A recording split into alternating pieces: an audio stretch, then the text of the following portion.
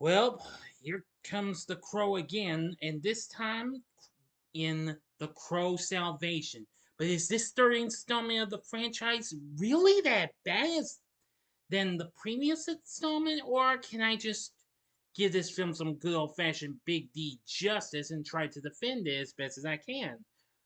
Find out as I review The Crow Salvation. Big D's Entertainment Rankings and Reviews.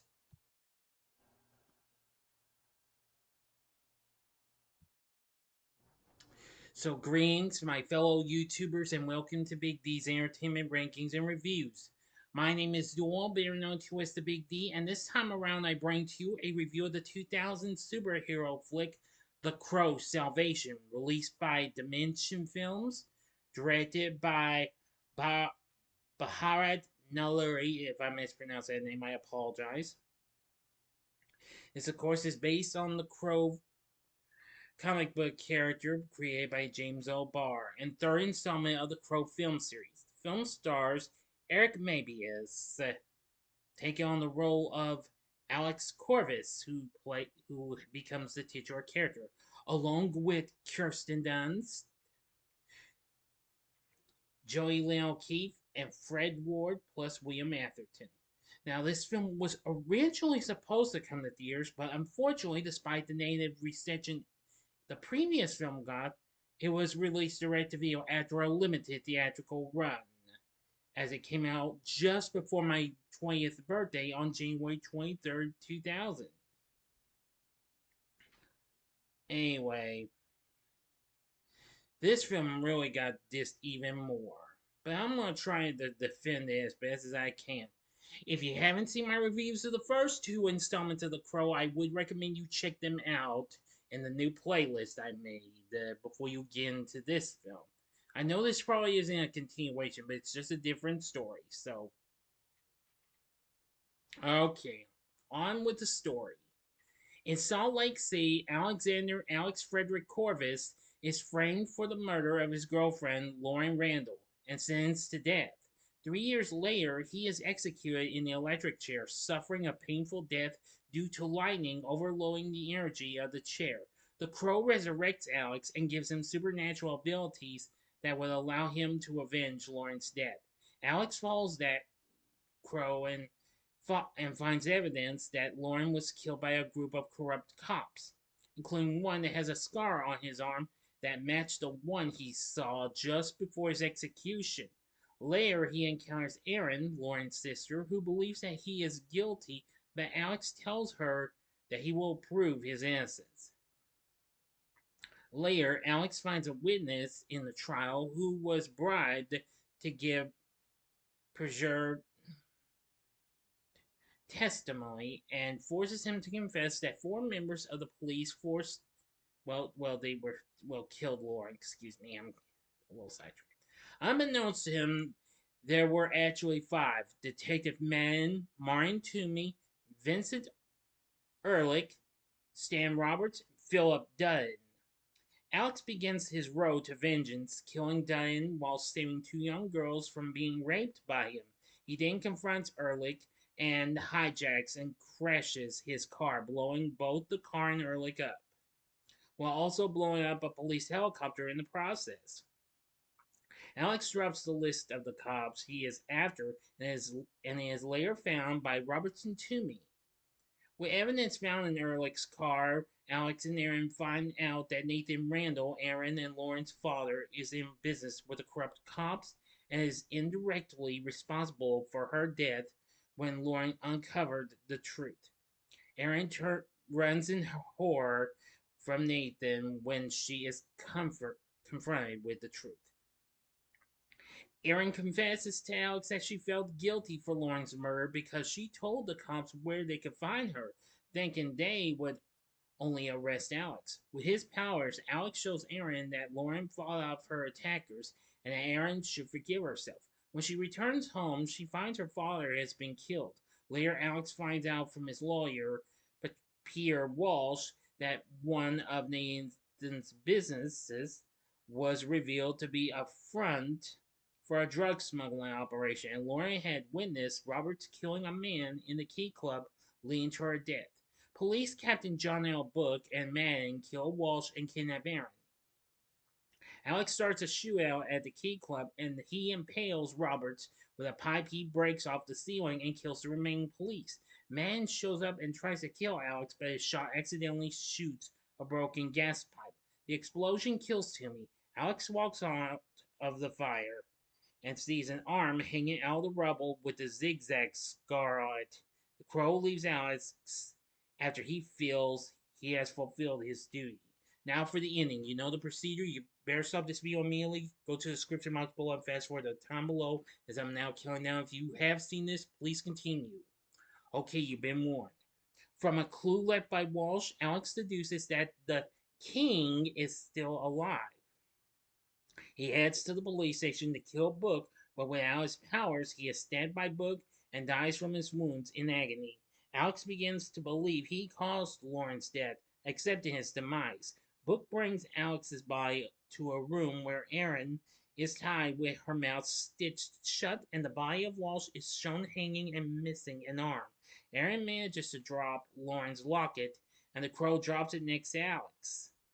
Being a promise of love and truth, it revives Alex, allowing him to set Aaron free and kill both men and the secretary while Book runs after Aaron. Alex catches up with him and exposes Book's arm, showing the actual zigzag scar Alex saw during the attack the night of Lauren's murder, therefore revealing Book as the correct crime boss, who ultimately ordered the murders of Lauren, the guy Lauren witnessed get murdered, and also of Alex himself, ordering him to be framed for murder by the cops on his payroll. Alex and Aaron take Book to the electric chair and electrocute him to the point of cremation in the chair. Alex's soul is finally released to reunite with Lauren, and Aaron keeps Lauren's necklace with her. End of story. So what did I think of The Crow's Salvation? Now, like the other two, I've only seen this once. I'm gonna say it's not too bad. It has its moments, but it still proved to be a bit kicking action packed and what have in the action packed bit, like the others. But its reviews were terrible. It's at a measly 18% on Rotten Tomatoes. Variety responded positively to the film, opinion that it was a reasonably suspenseful, adequately made programmer with a calmly and wryly effective protagonist and efficient FX artillery.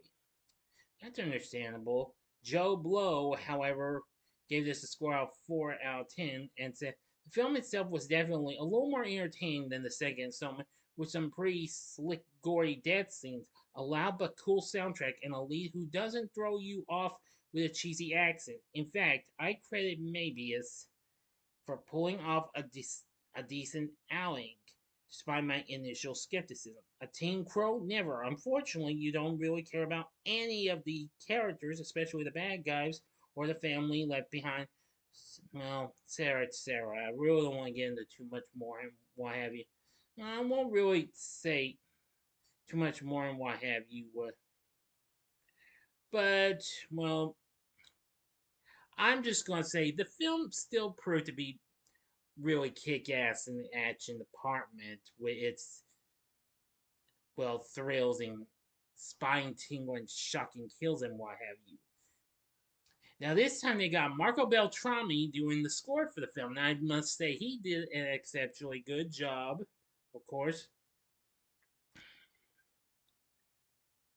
Anyway, now, there was also a soundtrack, but I don't have no information on it, unfortunately. But anyway, it did feature a song called The Best Things, done by the band Filter, which was pretty cool and what have you. Despite getting this, the film, however, performed well upon its release on home video. It has been released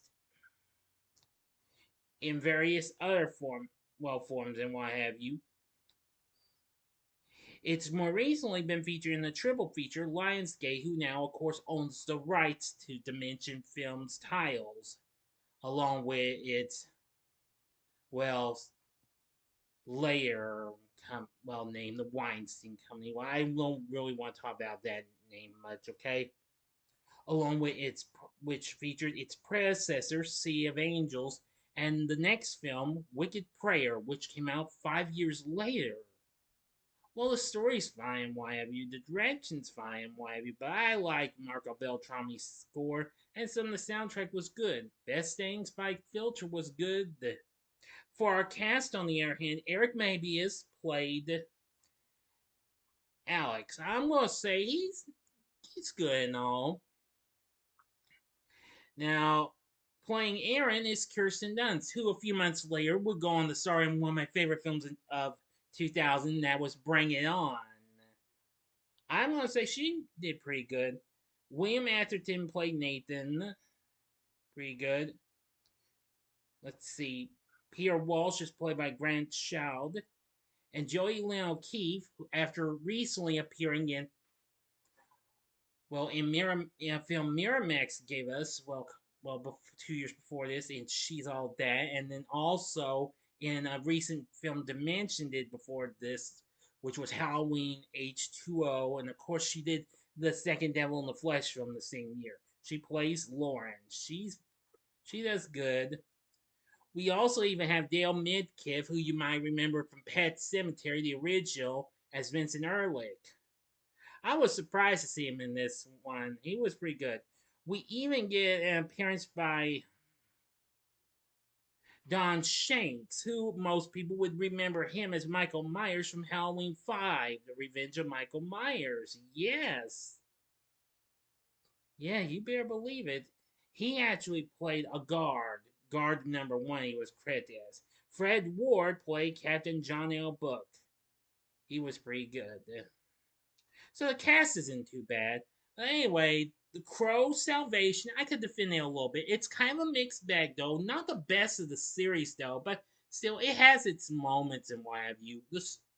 Well, I say the direction's fine, the story's fine, and stuff like that. But I like the cast, and of course, Marco Beltrami's score and its rockin' soundtrack. Should I recommend The Crow Salvation? I'd say just avoid it or give it a one-time watch if you're a hardcore completionist, though. But this isn't completely bad, completely. So I'm more close to a one-time watch if you're a hardcore completionist. And that's that. Anyway, a fourth film would come out 5 years later in Wicked Prayer, which I'll be doing later on. So, what did you think of The Crow's Salvation? Let me know in the comment section below. If you like this video, click the like button, subscribe, and be a part of the Big D Nation. Continue to help support my channel, make it grow and make the views grow. Tell all your friends about my channel. Get them to know me. Maybe they'd like to be a part of my Big D Nation. Share my vids with your friends if you like. And this way it can help my channel make it to even higher bits in the subscribers. Anyway, and share my vids with your friends if you like. And next time will be part 2 of the Do You Remember special on UPN Kids, where I'll be talking about the animated Jumanji series. So if you like this, check out my reviews for these other films. In the upper left-hand corner is my review of Spawn from 1997. The upper right-hand corner is my review of The Punisher from 2004, or if you would like to see a little something with, or if you want some Kirsten Dunst, you can check out my review of Bring It On in the bottom left-hand corner, or go to the bottom right-hand corner, which is the button to click to subscribe. If you like rankings and reviews on movies, TV, music, video games, etc., then I'm your guy. Thanks for watching. Until next time, I'm the Big D saying, see ya.